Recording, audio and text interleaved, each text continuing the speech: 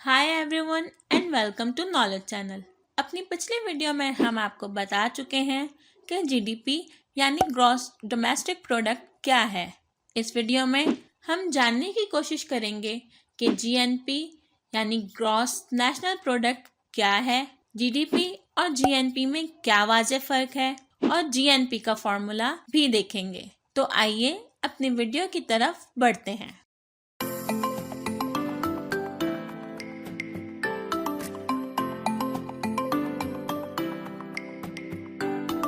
GDP और GNP बहुत नज़दीक होती है। जब इसको कैलकुलेट करते हैं तो हमारे पास सिर्फ सिंपल से नंबर्स आते हैं, लेकिन इन दोनों में बहुत बड़ा फ़र्क होता है।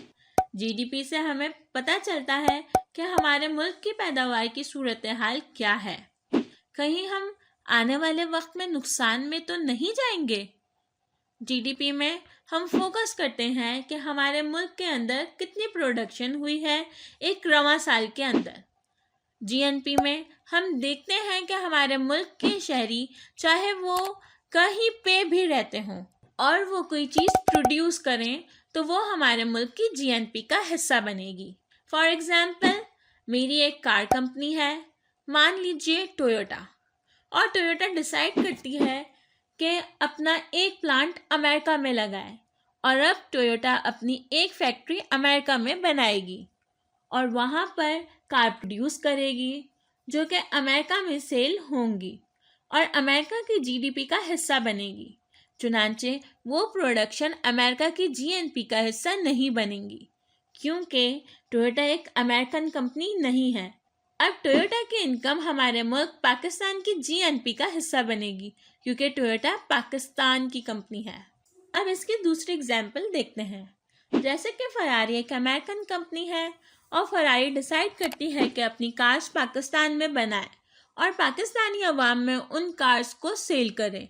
अब यहाँ पे फरारी की कार्स की जो भी प्रोडक्शन होगी वो हमारे मुल्क की जीडीपी का हिस्सा बनेगी, क्योंकि फरारी कार की कंपनी हमारे मुल्क की सरजमीन पर है और उस कंपनी में लेबर भी हमारे मुल्क की ही होगी और ख़रीदेंगे भी हमारे ही लोग।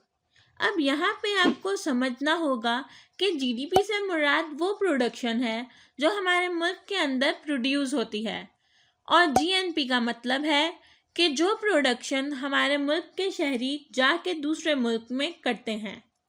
तो ये एक अहम डिफरेंस है जीडीपी और जीएनपी में। अब जीएनपी के फॉर्मूले को समझने की कोशिश करते हैं।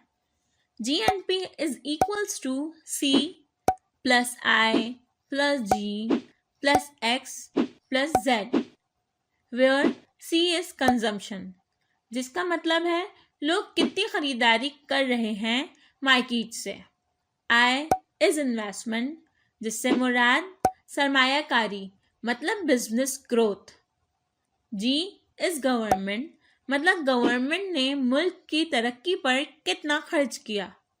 एक्स इज नेट एक्सपोर्ट्स, मतलब हमारे मुल्क से कितने प्रोडक्ट्स दूसरे ममालिक को फ़रोख्त किए गए हैं।